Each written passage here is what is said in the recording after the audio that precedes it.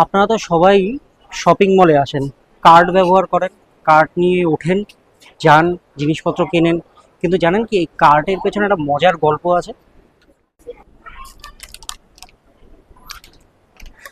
এই কার্ডের একটা ইতিহাস রয়েছে। এই কার্ডের এই যে হ্যান্ডেলটা, এটা এমনি এমনি আসেনি, এর পেছনে একটা মজার ইতিহাস রয়েছে। সেই ইতিহাস নিয়ে আজকে কথা বলবো আপনাদের সঙ্গে। সপ্তাহান্তের ছুটিতে শপিং মলে ঢুকেই আমরা প্রথমে কি খুঁজি? চাকা লাগানো একটা ট্রলি বা শপিং কার্ট। তারপর গোটা মল ঘুরে এদিক ওদিক থেকে পছন্দের জিনিস তুলে সেই ট্রলি ভরিয়ে ফেলি। আজকালকার দিনে এটাই দস্তুর, কিন্তু জানলে অবাক হবেন 1937 সালে যখন প্রথম এই শপিং কার্ট বাজারে আসে, তখন তা নিয়ে রীতিমতো হাসাহাসি হয়েছিল। পুরুষরা ভেবেছিলেন ওসব ঠেললে তাদের পৌরুষ ক্ষুণ্ণ হবে, তারা কি নিজের বাজারের ব্যাগটুকুও বইতে পারেন না। আর মহিলাদের মনে হয়েছিল এ তো অবিকল বাচ্চাদের প্রাম বা স্ট্রলার ঠেলার মতো ঝক্কি। আজকের দিনে দাঁড়িয়ে ব্যাপারটা অদ্ভুত মনে হলেও এই শপিং কার্ট বা ট্রলির ইতিহাস কিন্তু এক দুধে ব্যবসায়ীর তুখোর মার্কেটিং বুদ্ধির গল্প, যে বুদ্ধি একটা চরম ফ্লপ আইডিয়াকে সুপারমার্কেটের অবিচ্ছেদ্য অংশে পরিণত করেছিল।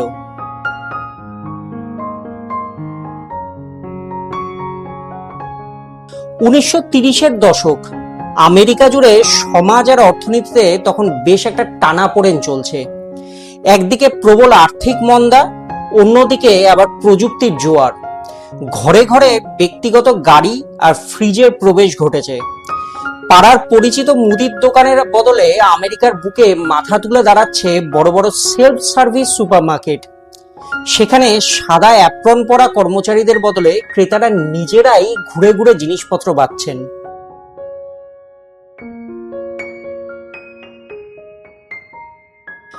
লেখক অ্যান্ড্রিউ বার্নেসের মতে, ক্রেতারা গাড়িতে করে অনেক জিনিস একসঙ্গে বাড়ি নিয়ে যেতে পারলেও দোকানের ভিতরে তাদের হাতে ধরা সেই ছোট্ট ঝুড়ি নিয়েই ঘুরতে হতো। সিলভান এন গোল্ডম্যান নামের এক ব্যবসায়ীর নিজস্ব সুপারমার্কেট চেন ছিল। তিনি অত্যন্ত কাছ থেকে সমস্যাটা লক্ষ্য করলেন। তিনি দেখলেন ঝুড়ি ভারী হয়ে গেলেই মহিলারা জিনিস কেনা বন্ধ করে দিচ্ছেন। ব্যবসার পথে এই ঝুড়ির ওজনটাই যেন কাটা হয়ে দাঁড়ালো।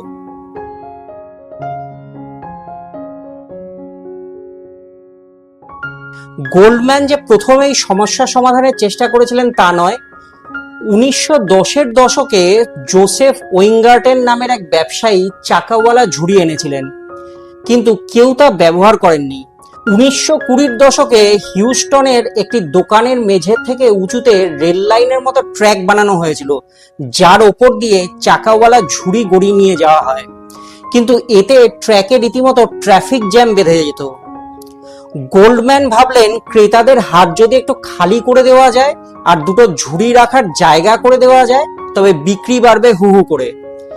ফ্রেড ডাব্লিউ ইয়াং নামের এক বুদ্ধিমান কর্মীকে সঙ্গে নিয়ে তিনি বানিয়ে ফেললেন এক অদ্ভুত যন্ত্র।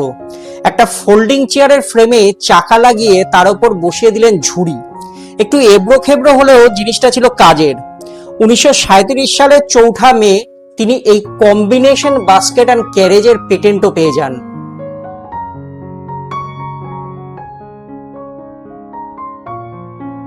আসল ধাক্কাটা এলো উদ্বোধনের দিন, 4 জুন 1937। খবরের কাগজে বড় বড় বিজ্ঞাপন দিয়ে গোল্ডম্যান ক্রেতাদের ডাকলেন, কিন্তু দোকানে এসে ক্রেতারা সেই ট্রলি ছুঁয়েও দেখলেন না। শুরু হলো চরম প্রত্যাখ্যান। কিন্তু গোল্ডম্যান হার মানার পাত্র ছিলেন না।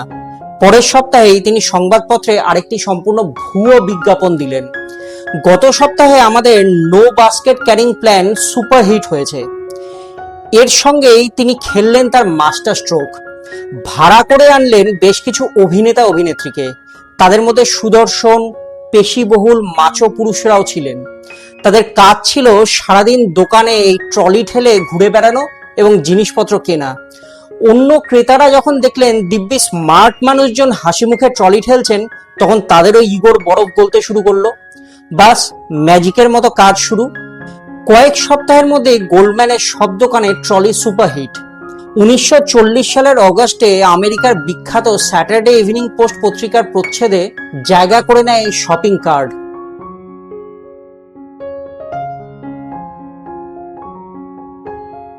ব্যবসা ফুলে ফেপে উঠলো ঠিকই, তবে আজকের দিনে আমরা যে ট্রলিগুলো দেখি, যেগুলো একটার ভেতর আরেকটা ঢুকিয়ে রাখা যায়, যার ফলে দোকানের অনেকটা জায়গা বাঁচে, সেই নকশাটি কিন্তু গোল্ডম্যানের নয়।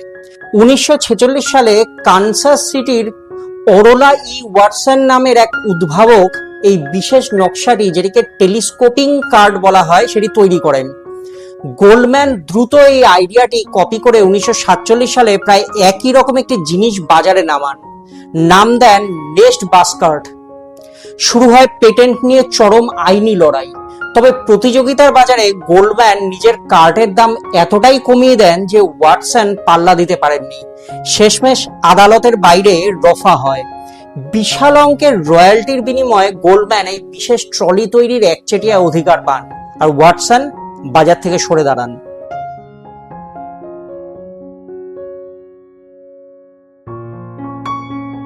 তবে শপিং কার্টের এই গল্পটা শুধু একটা যন্ত্র আবিষ্কারের নয়, এ হলো মানুষের মনস্তত্ত্ব বোঝার নিখুঁত কৌশল।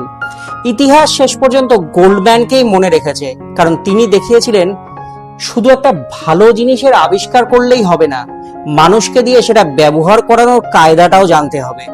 আর সেই কায়দার জোরেই আজও দুনিয়া জুড়ে সুপারমার্কেটে আমাদের নিত্যসঙ্গী ওই চাকাওয়ালা ঝুড়িটা।